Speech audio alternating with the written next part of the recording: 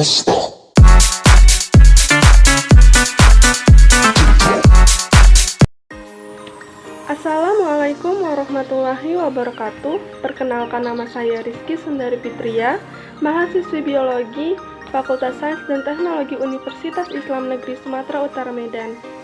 Pertama-tama saya mengucapkan terima kasih kepada dosen pengampu mata kuliah Anatomi Fisiologi Manusia, Ibu Sukria MSc, yang telah memberikan arahan dalam pembuatan video ini. Pada video kali ini, saya akan memaparkan materi mengenai sistem pencernaan. Pencernaan adalah pemecahan makanan secara mekanik dan kimiawi menjadi bentuk yang lebih sederhana sehingga dapat diserap oleh tubuh kita. Fungsi sistem pencernaan adalah menerima makanan, memecah makanan menjadi zat-zat gizi, menyerap zat-zat gizi ke dalam aliran darah, dan membuang bagian makanan yang tidak dapat dicerna oleh tubuh.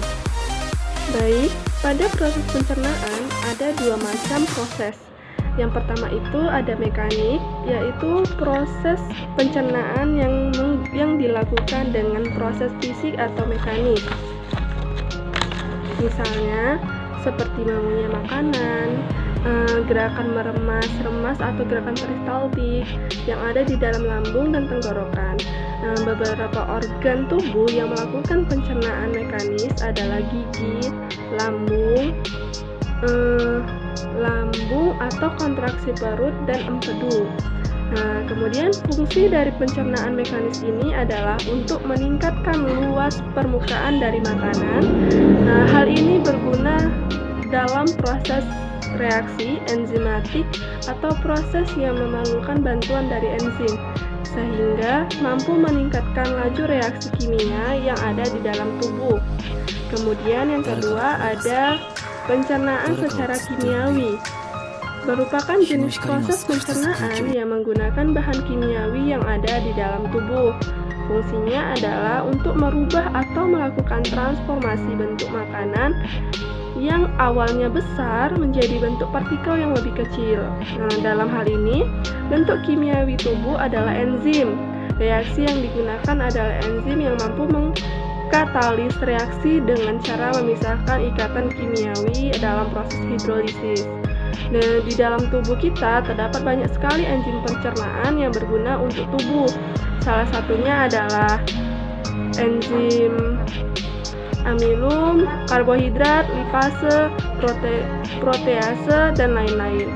Produksi enzim-enzim ini terdapat pada air liur, asam lambung, cairan pankreas, serta getah usus. Baik, masuk ke tahap proses pencernaan. Ada beberapa tahap proses pencernaan. Yang pertama itu ada ingesti, yaitu proses masuknya makanan dan cairan dari luar tubuh ke dalam tubuh melalui proses menelan. Kemudian ada mastikasi, yaitu proses pemotongan dan penggilingan makanan oleh gigi.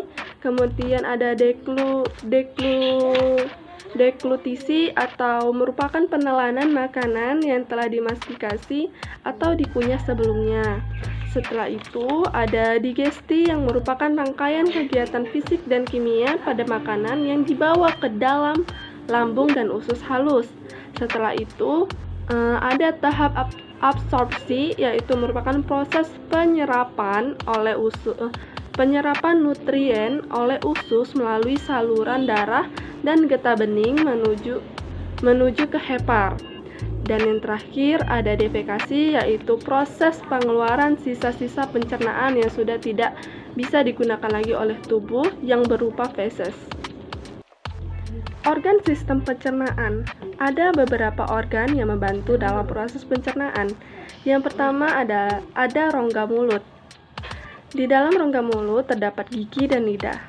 Gigi merupakan alat pencernaan mekanis yang berfungsi untuk memotong, mengoyak, dan menggiling makanan menjadi partikel yang lebih kecil. Kemudian ada lidah atau lingua.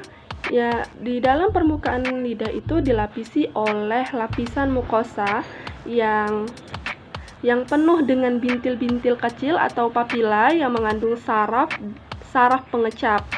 Jadi lidah ini berfungsi sebagai indera pengecap makanan, juga serta membantu menghasilkan suara ketika kita berbicara. Kemudian ada teka atau faring, yang merupakan pertemuan saluran pernapasan dan saluran pencernaan. Terdiri dari 3 bagian, yaitu nasofaring adalah ruang di atas langit-langit lunak di bagian belakang hidung yang menghubungkan hidung ke mulut. Yang kedua ada orofaring yang merupakan saluran pernafasan yang memiliki bentuk seperti tabung dan berada di antara faring dengan trakea. Dan yang terakhir ada tubaicetaceus, adalah saluran yang menghubungkan rongga telinga tengah dengan nasofaring, yaitu daerah di belakang hidung. Kemudian organ yang ketiga ada kerongkongan atau esofagus yang berfungsi sebagai jalan untuk makanan yang telah kita kunyah dari mulut menuju lambung dan berfungsi mencegah benda asing masuk ke perut dan menghasilkan gerak peristaltis dan juga mencegah laju cairan dari perut. Kerongkongan ini terdiri dari 4 lapisan, yaitu ada lapisan mukosa, lapisan submukosa, lapisan muskularis, dan lapisan adventitia. Masuk ke lambung, ya berfungsi untuk menyimpan makanan sementara dan melakukan pencernaan secara kimiawi dengan bantuan getah lambung. Lambung ini terbagi menjadi 3 bagian, yaitu kardia atau memanjang, fundus atau melingkar, pilorus atau menyerong. Kemudian organ kelima ada usus halus atau intestinum yang merupakan organ yang terletak di antara lambung dan usus besar, yang di dalam usus halus ini terdapat banyak sekali enzim, yaitu ada enzim amilase, pepsin, erepsin, lipase, desakarase, fosfatase, dan enterokinase. Kemudian, organ yang keenam ada usus besar atau kolon yang berfungsi menyerap air selama proses pencernaan, membentuk massa feses, mendorong sisa makanan hasil pencernaan atau feses keluar dari tubuh, dan membentuk lendir dan untuk melumasi permukaan mukosa. Jadi, usus besar ini dibagi menjadi 3 daerah, yaitu ascendent atau usus halus, kedua ada transversum, usus datar, yang ketiga itu ada descendant atau usus turun. Dan organ yang terakhir adalah anus atau rektum, yang berfungsi sebagai tempat penyimpanan sementara feses, menahan feses agar tidak keluar secara tiba-tiba, dan sebagai tempat keluarnya feses dan zat-zat sisa lainnya. Di dalam sistem pencernaan terdapat kelenjar yang membantu pada proses pencernaan. Yang pertama itu ada kelenjar ludah atau glandula salivaris yang berfungsi untuk melumasi rongga mulut serta mencerna karbohidrat menjadi disakarida. Dan kelenjar ludah ini terdiri dari kelenjar parotis, kemudian kelenjar submandibularis, dan terakhir ada kelenjar sublingualis. Kemudian hati atau hepar. Hati merupakan kelenjar terbesar di dalam tubuh yang berfungsi sebagai pengatur keseimbangan zat makanan di dalam darah, sebagai penyekresi empedu dan membantu membentuk eritrosit. Kemudian ada kantung empedu yang berfungsi untuk menetralkan asam lambung, membantu proses pencernaan lemak, dan membantu fungsi enzim lipase. Dan yang terakhir ada pankreas yang berfungsi mengatur kadar gula dalam darah, mengeluarkan insulin yang dapat mempercepat aliran darah glukosa ke dalam sel tubuh. Berikut ini beberapa penyakit yang sering terjadi pada sistem pencernaan.